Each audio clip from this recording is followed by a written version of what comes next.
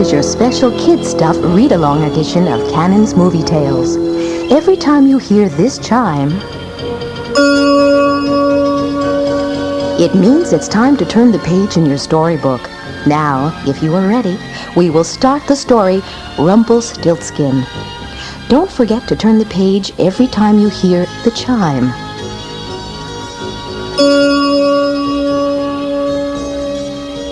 Deep in a mysterious forest, a strange little dwarf named Rumpelstiltskin hurried through the underbrush heading toward his home in a nearby cave. I am an elf, and I live in this wood. I play nasty tricks, some evil, some good. When he reached the cave, he was annoyed at the mess there and complained to his pet bird, a talking raven. I need someone to cook and slave for me, and only a princess son will do. Meanwhile, not far away in another part of the woods, the handsome young prince of the land, Henry, was out hunting with his friends, 2 palace guards, Ralph and Alf. The prince started to ride a little ahead of his friends when he suddenly spotted something that made him stop and gaze in wonder. Across a blue stream, beside a mill, was Katy, the miller's beautiful daughter.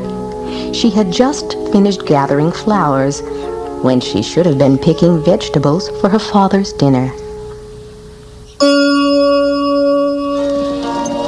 Katy didn't know that the prince was watching her as she sang this song. I don't want carrots or turnips or peas adorning my morning bouquet. I just want to live a life of ease, to do as I please in an elegant way. My world is simple, but I'd like to sample the world beyond the mill. Whenever I want to, my daydreams are drawn to the castle on the hill. With a crown on my head, I'll eat breakfast in bed on fine gold-plated china. I'll dine when I'm queen of the castle. Tuesdays, I'll shop for furs. Thursdays, go hunting with spurs. Fridays, I'll ride through the town in my crown when I'm queen of the castle. They'll be wooing and eyeing me up and down. Servants primping and pawing me, zipping me into my gossamer gown. I'll rule justly and fair, all my wisdom to share. When I'm queen of the castle, but wait, am I missing one thing? To be queen of the castle, I must marry a king. As she finished singing, Katy glanced across the stream and spotted handsome Prince Henry still gazing at her.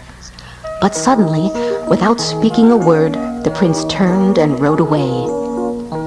Prince Henry wasn't the only one who had been watching Katy and listening to her song, for hidden in the bushes was Rumpelstiltskin. Hearing the sound of horses and not wanting to be discovered, the dwarf scurried away just as Ralph and Alf approached a clearing. They had seen Prince Henry as he was gazing at the miller's daughter, and as the prince rode toward them, Ralph exclaimed, Never have I seen the prince stare so intently. Surely she must be a witch. Ralph, if that's a witch, then I would join the toads and spiders in her cauldron any day. Prince Henry approached and spoke to his friends. We will rest no longer, but I would like to see what makes that mill run. Yes, Your Highness. And don't call me Your Highness in front of the maiden. I don't want her to know who I am. Yes, Your Highness. I mean, Henry. Answered Ralph. as the three friends turned and galloped toward the mill.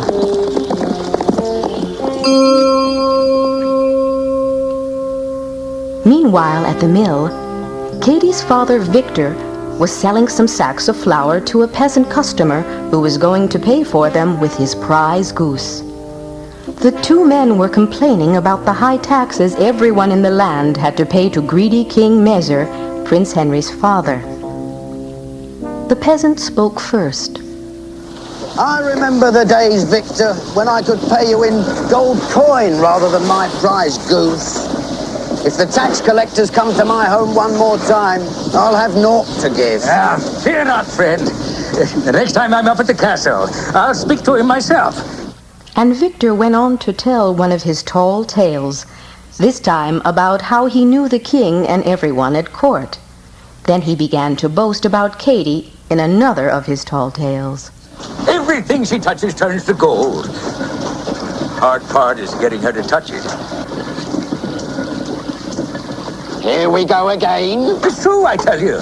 She can sit at a spindle and spin straw into gold. Straw?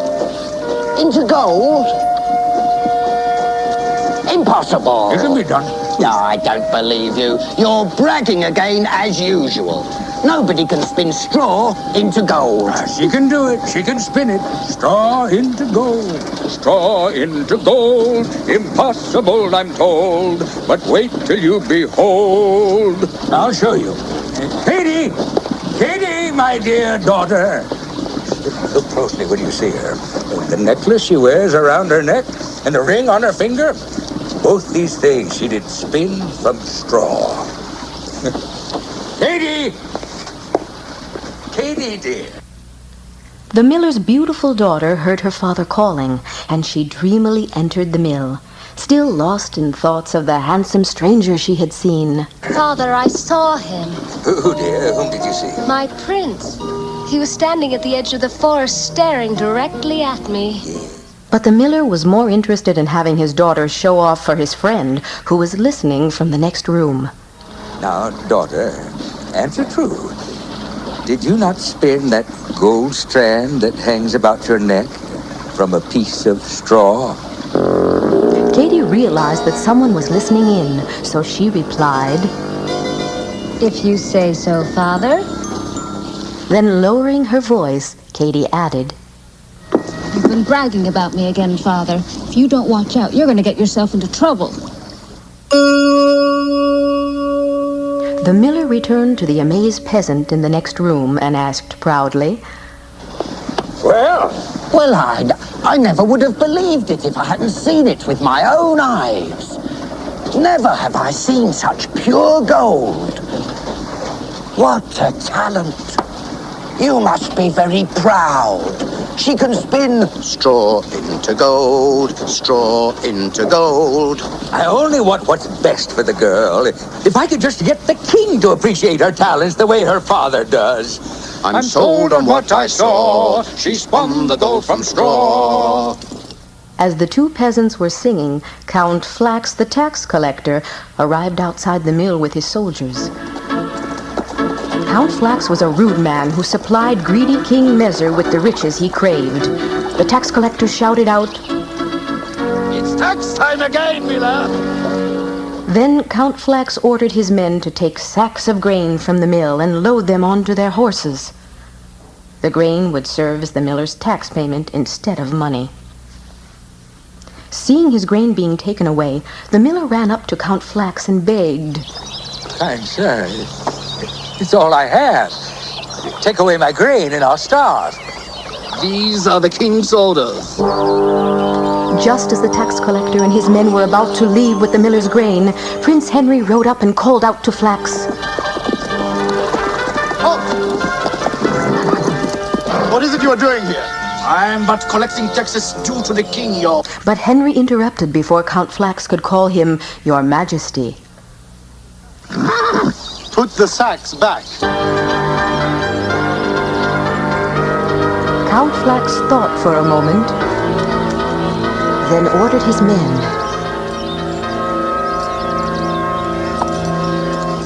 Put them back.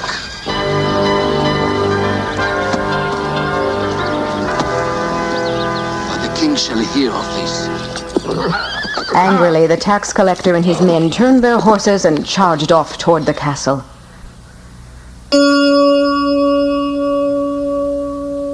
After they had gone, the grateful miller thanked the three gentlemen, then asked who they were. Ralph explained. Good sir, I am Ralph, captain of the King's Guard. My friend here, also a guard who rides with us this day, would like to meet your fair daughter. And Ralph pointed to Prince Henry. Gladly. Good sir, let me present my daughter, Katie. The prince smiled at Katie and spoke. I heard you singing. You have a beautiful voice. Thank you. Said Katie with a smile, and she reached up and handed the prince the bouquet of flowers she had picked earlier. Hoping to encourage a romance, the peasant exclaimed. She's very talented, too. I'm sure she is. And we will do everything in our power to protect you from any injustice in the future. That's nice. Did you know that she could spin straw into gold? The miller tried to silence his friend, but he was too late. The visitors had heard this unusual boast. Amused, Ralph turned to the prince and said, Come, Henry, it is time we left these good people to their work. Yeah, we're going to have to spin a few tall tales of our own to the king. Yeah. As Katie watched Prince Henry and his men gallop away, she felt a strange excitement in her heart, as if a wish was finally coming true.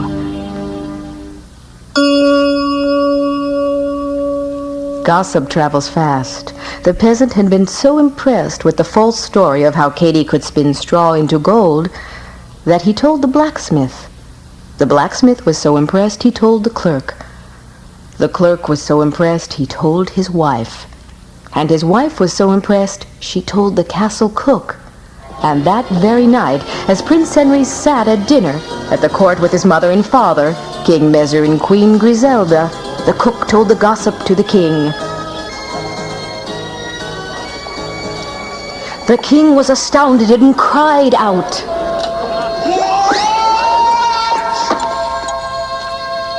Straw into gold? Seeing her husband turn red, the queen asked, Messer, dear, what seems to be the matter? Griselda. Gold. Yes, dear, isn't gold wonderful? Now, don't let yourself get upset. Gold. Father, is something wrong? Wrong?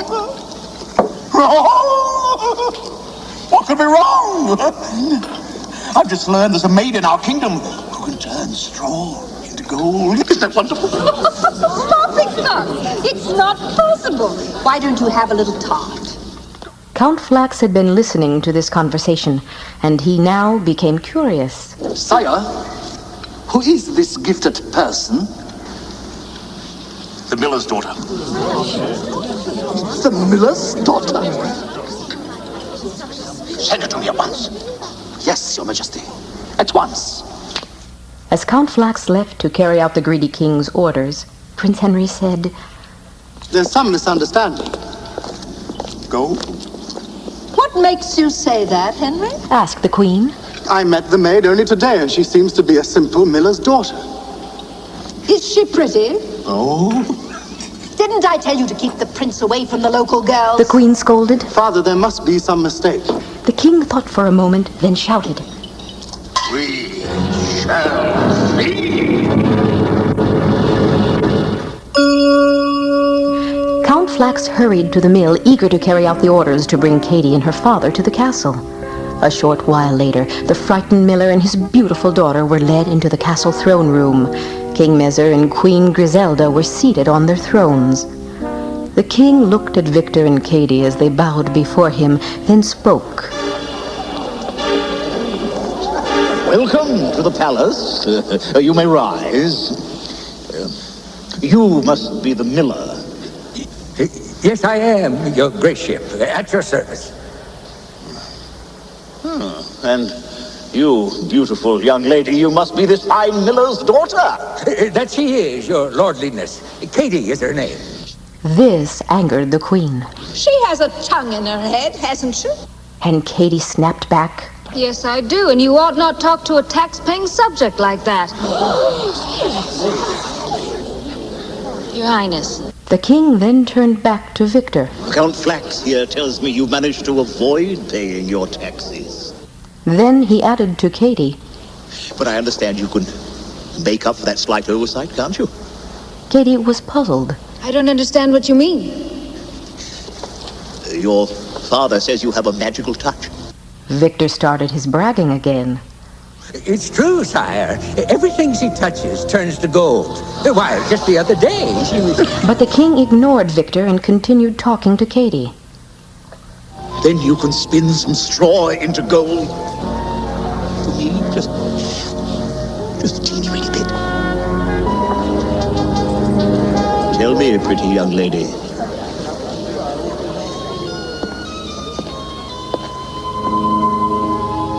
Is your father telling the truth? Be careful. I don't take kindly to liars. Yes, Your Majesty. You do it. Set a measure.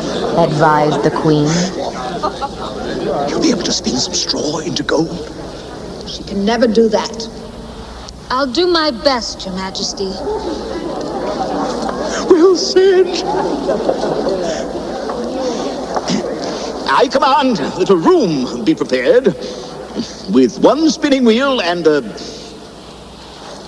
bale of straw. You will spend the night in the room and spin the straw into gold threads. Are you prepared to be put to this test? Yes, Your Majesty. Answered Katie. Very, very good! I just love gold. And you will find that for this service to the realm, I too can be very generous. And the queen added, But if we discover that this is all a lie, that you cannot indeed spin straw into gold, then you will undergo the most severe punishment in the land. Take your girl out and prepare the room, wife. I must have more gold. Following the king's orders, Count Flax led Katie away to a dark dungeon room far beneath the castle. In the center of the room was a stool and a spinning wheel. Beside the wheel lay a bale of straw. Katie looked at the straw in dismay. All of the straw I must spin into gold. When the king speaks, one must do as she is told. Why did my father insist such a lot that I am a spinner of gold when I'm not?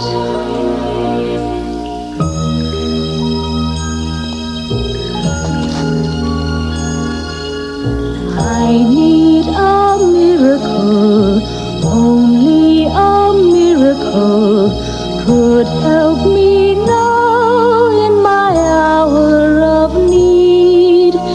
Things seem impossible, clearly impossible. Papa, you see where your stories can lead. Blaming your foolish pride won't make things right. You'll see by the dawn's early light. I need a miracle.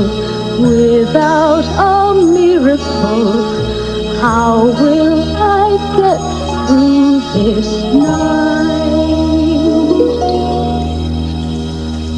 Papa? Realizing there was nothing he could do to help his daughter, Victor sadly left the castle and returned to the mill. Meanwhile, in the prince's bedchamber, Henry sat alone in his room, thinking of the beautiful Katie.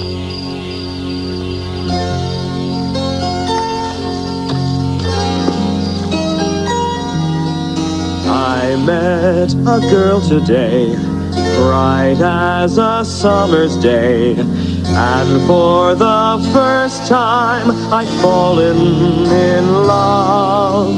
Though we have barely met, Don't let me lose her yet. If there is hope, send it down from above. Strong is my Father's will, and with the dawn, I fear that my love will be gone. Send her a miracle, magical miracle. Give her the will to go on.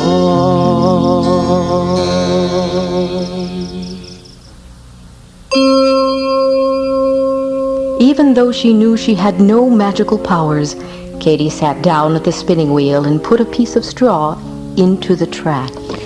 Hocus pocus straw.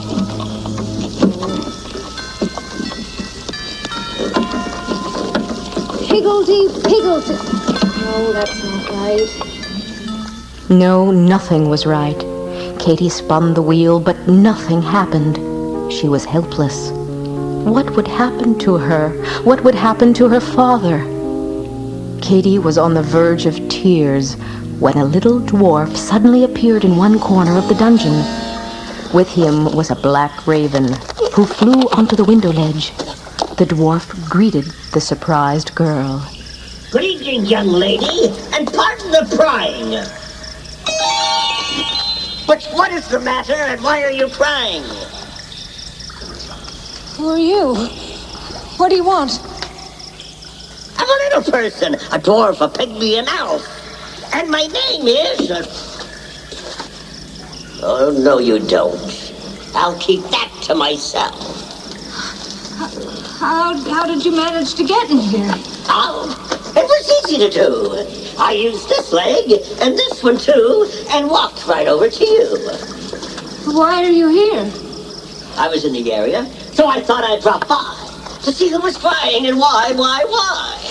I'm afraid to tell.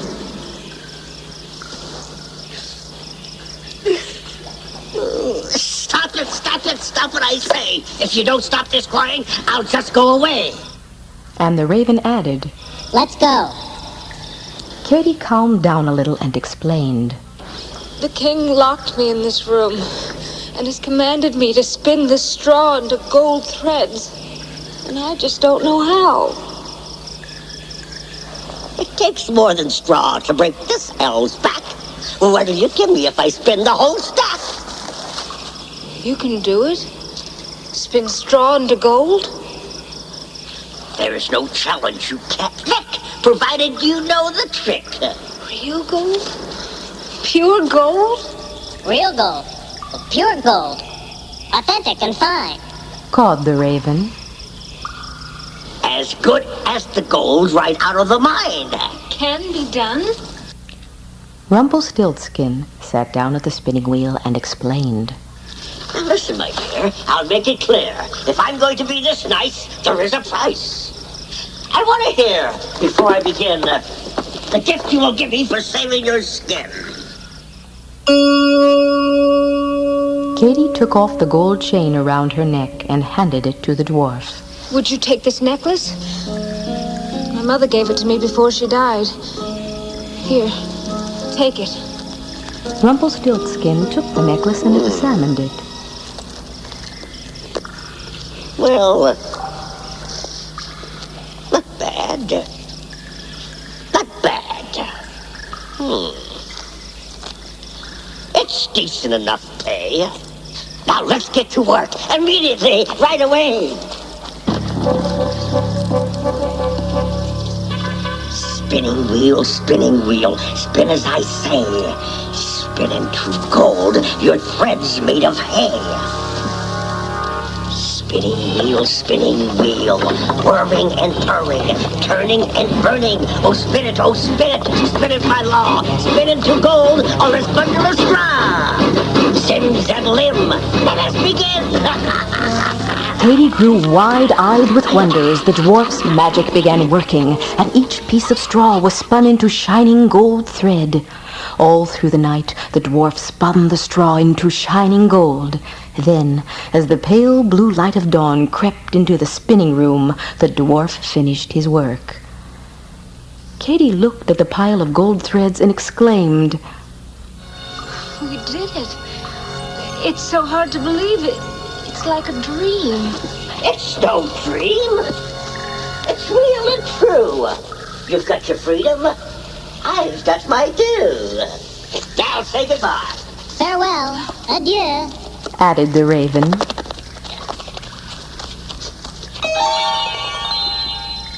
Goodbye, called Katy happily. And before another second passed, Rumpelstiltskin and the raven had disappeared.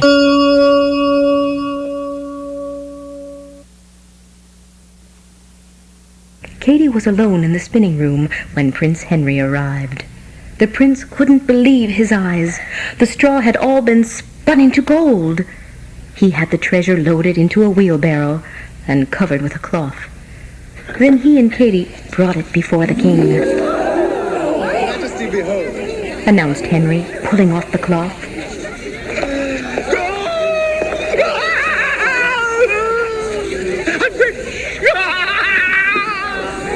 I'm rich!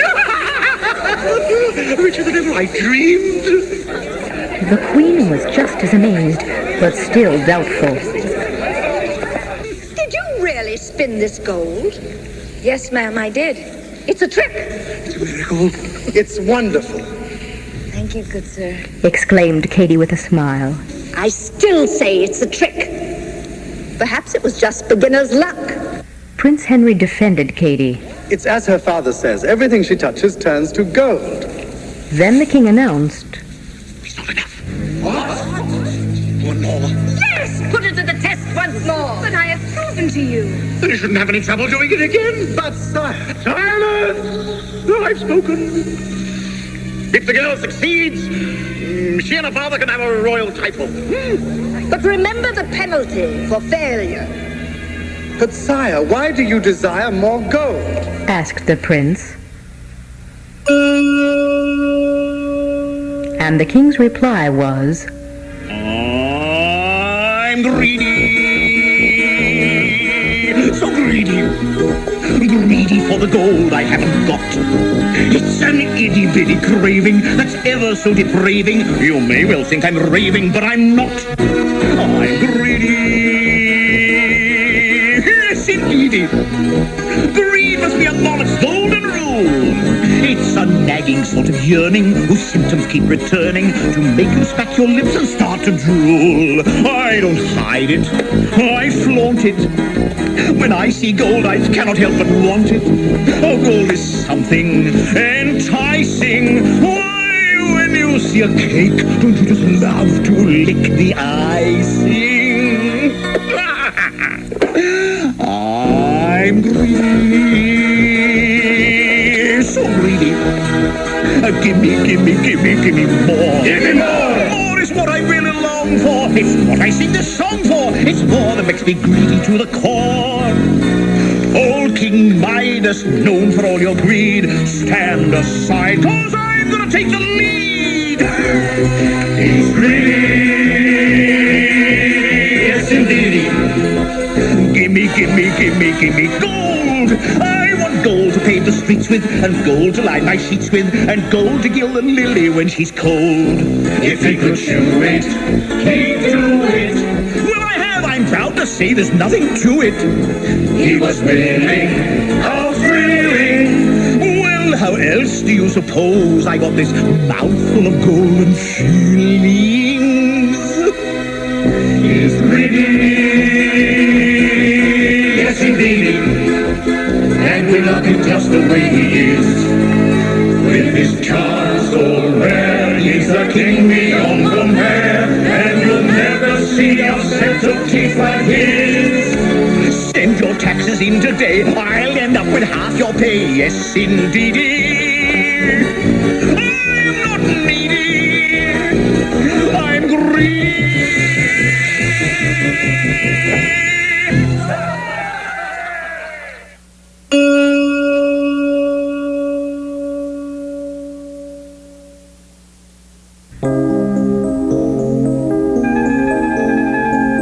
Meanwhile, far below the castle, poor Katy once again found herself locked in the spinning room. This time, there were a great many bales of straw beside her. She knew she desperately needed the dwarf's help again. Yoo-hoo! Where are you, little man?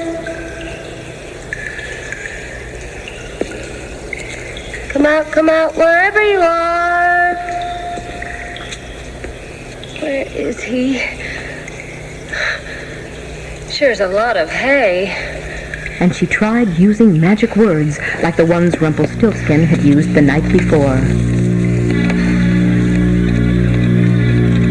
Straw into gold.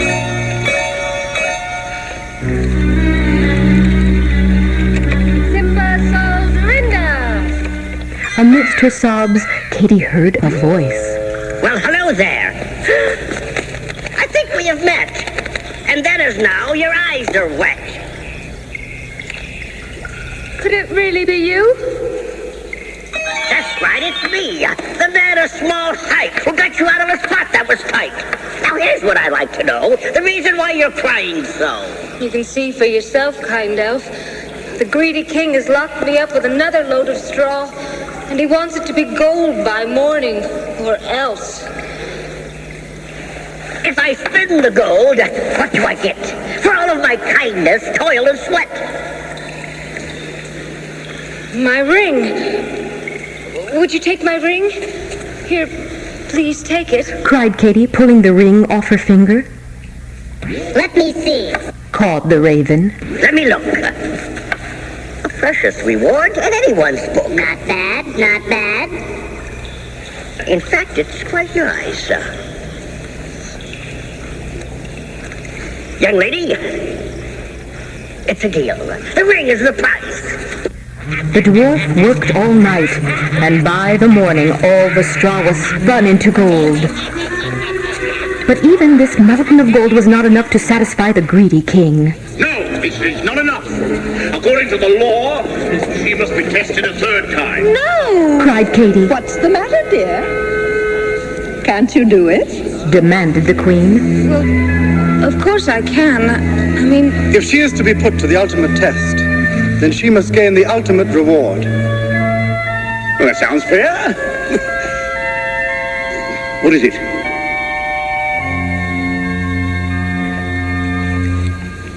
To marry a prince. Gasped Katy. But if she fails, she dies. Warned the queen. Good. That's fair enough. This all set. If you succeed this time, you'll marry the prince. And you'll become a princess of the land. But if you fail... With that, Katy was led away and allowed to sleep all day. When she awakened, she went for a stroll in the castle garden. Her sadness turned to a smile when the palace guard she knew as Henry appeared in the garden. Oh, it's you. Did you have a good rest? Yes, I feel much better, thank you. Spinning all that straw must be very wearisome. Tell me, if you pass the test, will you marry the prince? I don't know. I guess so. Why, would you mind? Well, who am I to go against the king's wishes? After all, he is the king. Yes, of course. You being a guard, you must obey the king. And yet... Yes, what? Never mind. Is he very handsome? Who? The prince? Oh, the prince. Well... All my life I've wanted to marry a prince. Would you like me to introduce you to the prince? Look into the pool. As Katy gazed down into the pool, she saw her reflection and Henry's. She suddenly realized that Henry was really the prince. Without another word, Katy and Prince Henry fell into each other's arms and kissed tenderly.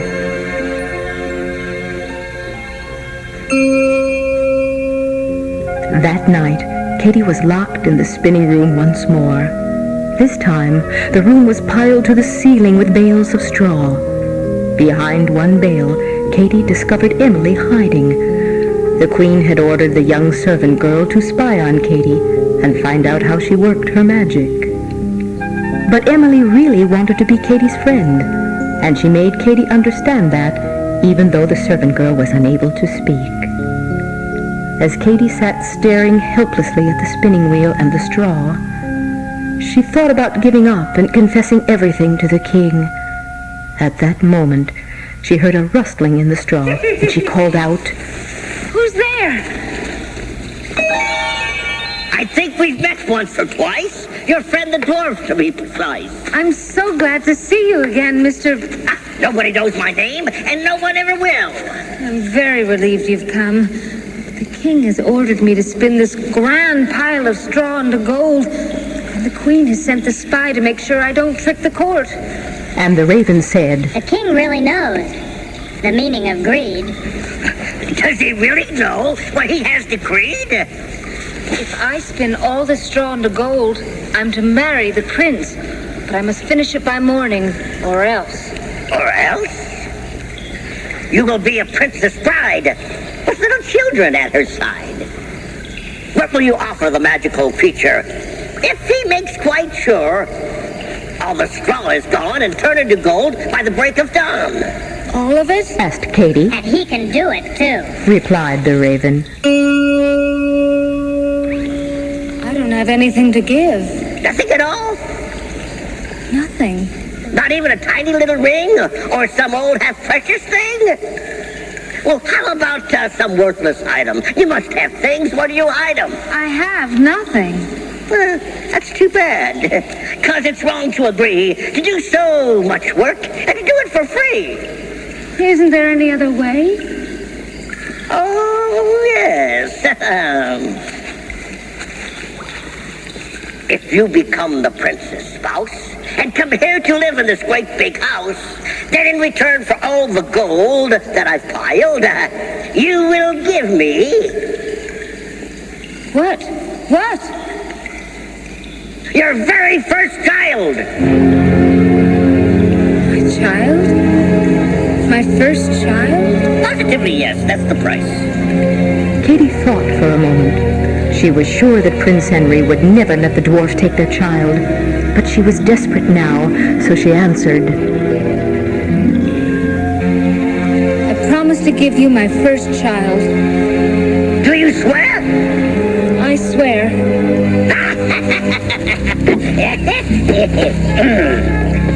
Now prepare to watch the magic as it saves your fate from being tragic.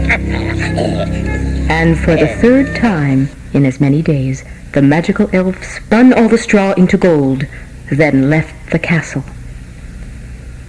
The king was overjoyed with the gold, and Prince Henry was even more overjoyed at Katy's success, for now she would be his bride.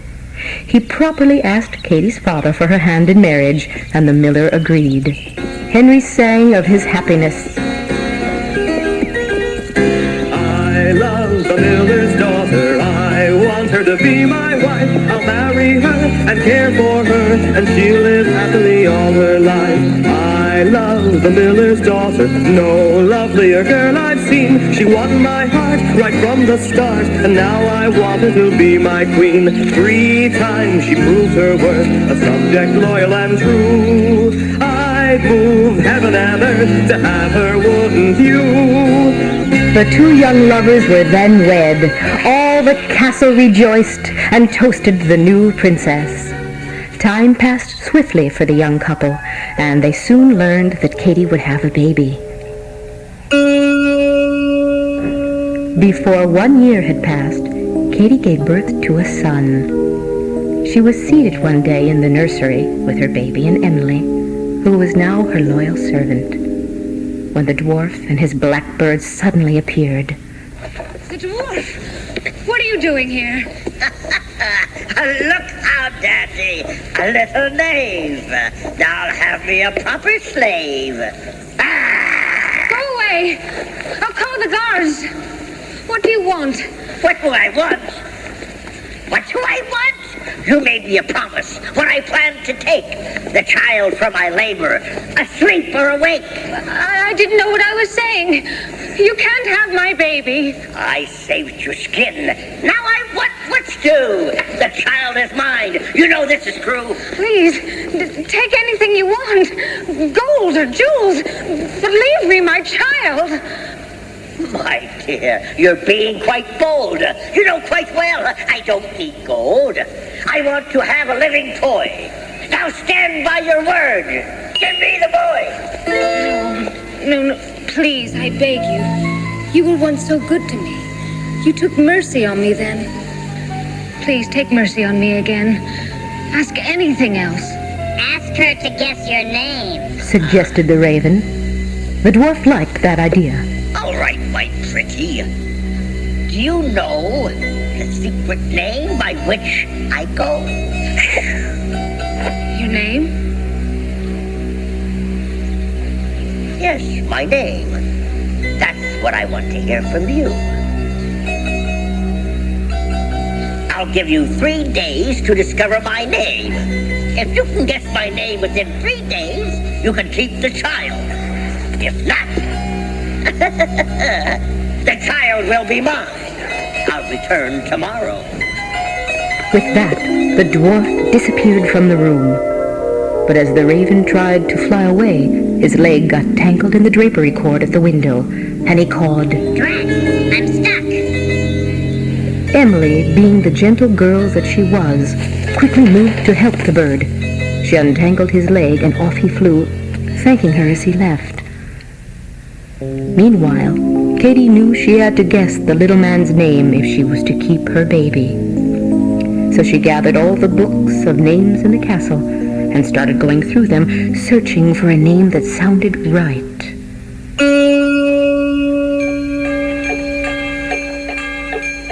Aaron, Absalom, Abraham, Abe. What must I do to save my little babe?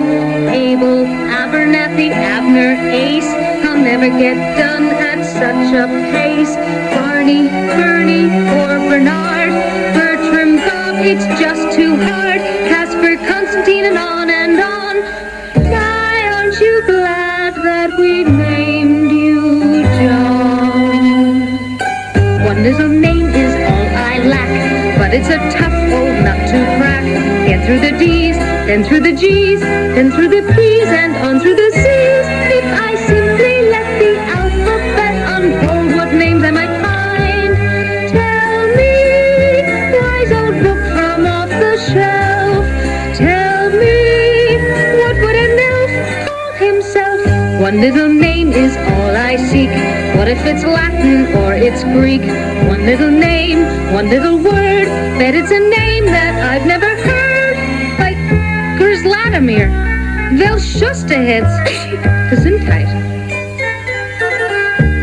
One name and I haven't got a clue. One name, could it be Sally or Sue? I could go on rewriting tones, making up names for naughty gnomes. There's only one that will fit. How do you find the one that is fit? When you've only got 3 days and there must be a million ways to make the endless list of possibilities. Please, please. One little name will pass the test. One little name and I can rest. One little name is all I ask. It should be such a simple task. What if it's Ed or even Ted? What if it's Joe or how about Fred?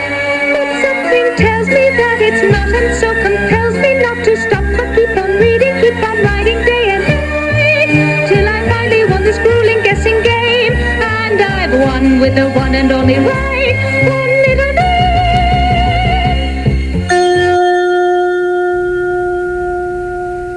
The following morning, the dwarf returned and demanded to know if the princess had guessed his name. Is it Abdullah? No. Abernathy? Abner? Ace? Adler? humans? The hours went by, and Katie was still reading off names from her list.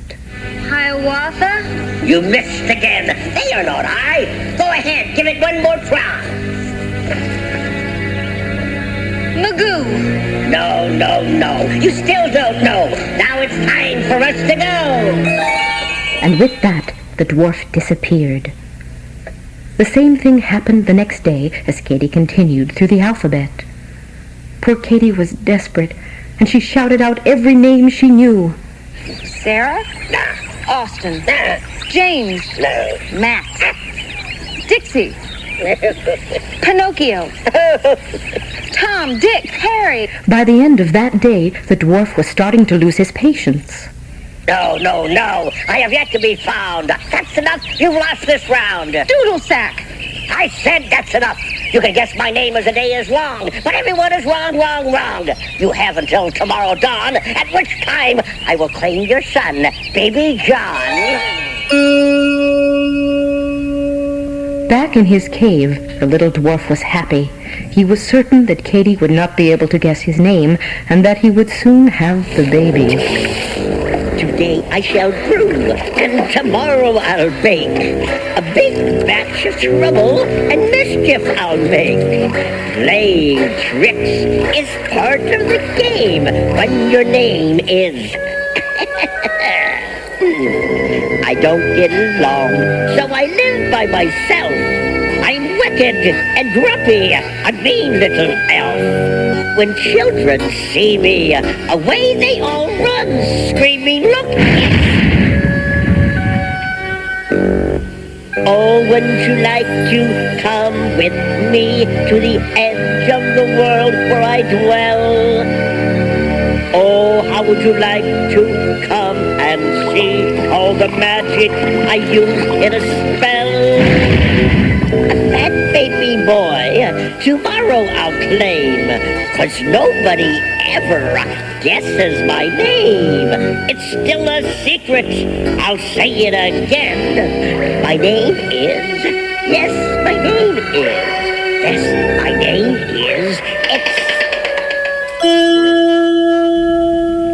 The next morning, as Emily slept in her bedroom, the raven flew to her windowsill. He was there to repay the kindness Emily had shown by untangling his feet several days earlier.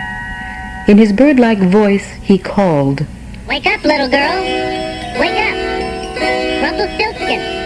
His name is Rumpelstiltskin. Caw! Wake up. Wide awake now, Emily knew she had found the answer Katie needed.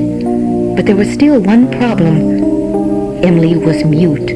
She could not speak to tell the dwarf's name to the princess. In desperation, she picked up a mirror and tried to teach herself to speak the dwarf's name. Time was short. Soon the dwarf would return to claim his prize. Sure enough, a short while later, the dwarf appeared in the nursery and announced to Katie, The boy is mine, you know it's true. Unless since yesterday, my name you knew. I fear I cannot guess your name. With that, the dwarf reached out and grabbed baby John from his cradle. Katie pleaded with the dwarf. No! Please! Please leave me my baby! Please! Please, I beg you! Don't take my child! Please! Hearing the cries and the scuffle, Emily ran into the room. The dwarf turned on her and tried to frighten her away, screaming at her. But Emily screamed back.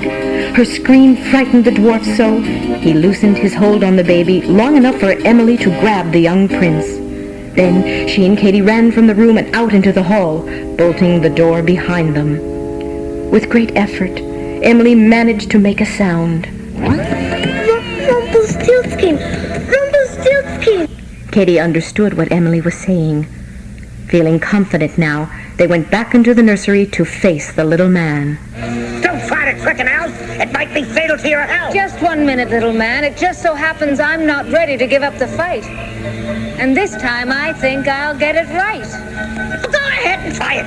If you guess, I can't deny it. Is your name Brobdingnagian? No. Is it Salvador? Not even close. Is it Rumpelstiltskin? The dwarf turned pale. Bit by bit, he realized that he had lost. I've been swindled, Rod, quick! The devil told you that! In a frenzy, Rumpelstiltskin ran madly about the room. Smoke billowed out of his ears. He was so angry he stamped his foot hard on the stone floor, then suddenly stopped and realized what he had done. A magic elf can stamp his foot only so hard without causing the earth to crack open, and Rumpelstiltskin had stamped too hard. With a thunderous roar, the floor split wide open under his feet. Katie and Emily watched, wide-eyed with horror, as Rumpelstiltskin lost his balance and fell through the crack in the floor. A strange red smoke filled the crack as Rumpelstiltskin tumbled deep into the earth.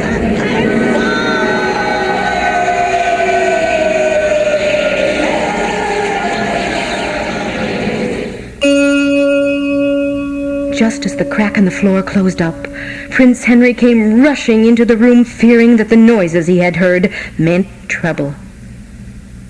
Smiling, Katie reassured her husband. No trouble. Nothing Emily and I couldn't handle. So there really is no danger. When you're good and smart and kind of heart, there's nothing you can't win. And it never hurts to remember a name like... Emily smiled a wide smile and spoke the name that had saved baby John and brought happiness to the land once more. Rumpelstiltskin.